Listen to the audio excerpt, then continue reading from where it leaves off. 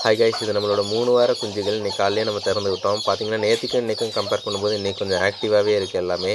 நேற்று 2 குஞ்சுகளுக்கு எச்சம் கட்டியிருந்துச்சு.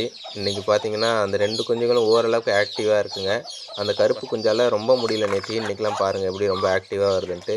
நேற்று என்ன பண்ணோம் அப்படின்னா, தீவனத்தில் மருந்து கலந்து தான் வச்சோம். இன்றைக்கும் அதே மாதிரியே தீவனத்தில் மருந்து ப்ளஸ் சுடு தண்ணி 3த்தையும் போட்டு நல்லா கலந்து வச்சுருக்கோம்.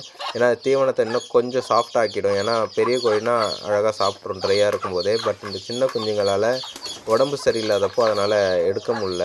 இது கொஞ்சம் சாஃப்டாக இருக்கிறதுனால ஈஸியாக எடுத்துக்குதுங்க. பாருங்கள் எவ்வளோ இன்ட்ரெஸ்ட்டோடு சாப்பிடுது எல்லாமே. இருந்தாலுமே அந்த 2 கோழி குஞ்சுங்களுக்கு ரெக்கை லைட்டாக தொங்கியிருக்கு. இன்னும் ஒரு 2 நாளில் சரியாயிடும்னு நினைக்கிறேன்.